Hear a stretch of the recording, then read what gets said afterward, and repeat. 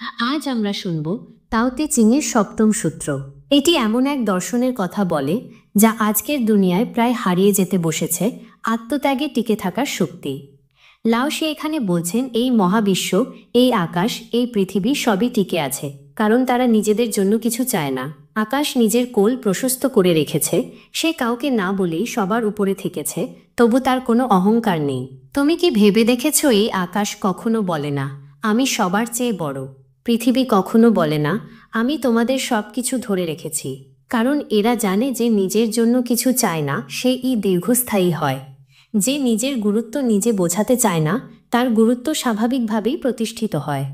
বন্ধুরা, আমরা কি করছি আজ? আমরা প্রতিনিয়ত চেষ্টা করছি নিজেকে বড় করে তুলতে। লক্ষ্য করো, অফিসে, বন্ধুত্বে, এমনকি প্রেমে, সব জায়গায় চলছে একটা নিজেকে প্রমাণ করার প্রতিযোগিতা। কিন্তু তুমি কি জানো, সবচেয়ে শক্ত গাছটাই ঝড়ের সময় ভেঙে পড়ে, আর যে গাছ নমনীয়, মাথা নিচু রাখে সে টিকে থাকে। এই নম্রতা, এই আত্মনিবৃত্তিই হলো তাও এর সপ্তম শিক্ষা। এই সূত্রে লাওসে আমাদের শেখান যে নিজের অস্তিত্বকে প্রশ্রয় দেয় না সেই টিকে যায় সবচেয়ে বেশি। যে নিজের উপরে গুরুত্ব আরোপ করে না সেই হয়ে ওঠে সবচেয়ে গুরুত্বপূর্ণ। আকাশ যদি নিজের উচ্চতা নিয়ে অহংকার করত তবে হয়তো আমরা সেই আকাশের নিচে নিঃশ্বাস নিতে পারতাম না। জল যদি নিজের স্বচ্ছতা নিয়ে দাম্ভিক হতো তবে হয়তো সে আর প্রবাহিত হতে পারত না। প্রকৃত শক্তি আসে তখনই যখন তুমি নিজের অস্তিত্বকে অন্যের পাশে ক্ষুদ্র করে তুলতে পারো। তুমি কি কখনো পাহাড়ি ছায়ার নিচে দাঁড়িয়েছ, যেখানে তুমি জানো তুমি তুচ্ছ, প্রকৃতি বিশাল, তাও বলে সেই তুচ্ছতা গ্রহণ করো? তবেই তুমি প্রকৃত মহত্বকে ধারণ করতে পারবে। আসো কিছু নতুন উদাহরণে বুঝি। একজন লাইব্রেরিয়ানকে কজন চেনে? তুমি যখন একটা বই পড়ো তার পেছনে এক জ্ঞানের সংরক্ষক ছিলেন যিনি নিজের নাম একটিবারও তোমার সামনে আনেননি। তুমি শুধু বইয়ের লেখককে জানো, কিন্তু এই অদৃশ্য ভূমিকা এটাই তাও। একটি সেতু নিজে হাঁটে না কিন্তু সবাইকে পার করে দেয়। নিজে গন্তব্যে পৌঁছায় না কিন্তু শত মানুষের গন্তব্য হয়েই দাঁড়িয়ে থাকে। একটি ছায়া আলো না হয়েও ঠান্ডা দেয়।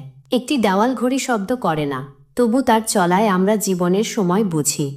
এই সব ছোট ছোট অস্তিত্ব যাদের আমরা দেখি না তাদের মাধ্যমেই গড়ে ওঠে বড় জগৎ। লাওসে বলছেন, তুমি যদি নিজের কাজটা করো কিন্তু ফলের আশা না রাখো তবে তুমি হয়ে উঠবে এই দুনিয়ার অপরিহার্য অংশ।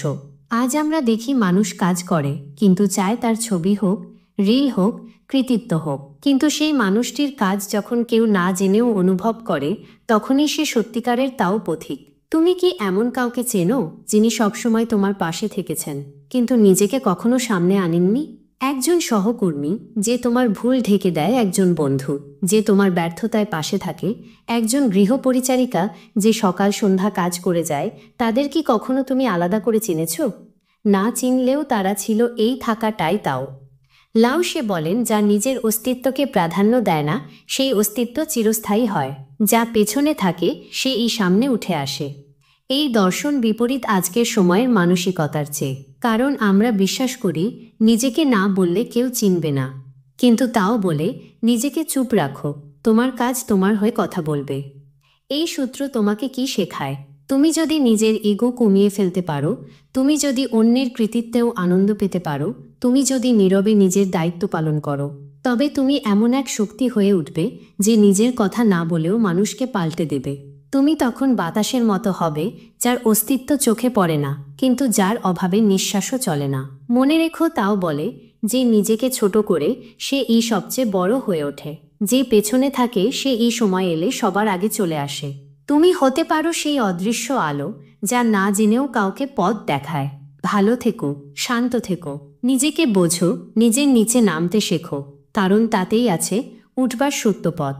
সূত্রগুলো যদি কাজে আসে বা ভালো লাগে তবে বন্ধুদের সঙ্গে শেয়ার করো আর সাবস্ক্রাইব করে পাশে থেকো।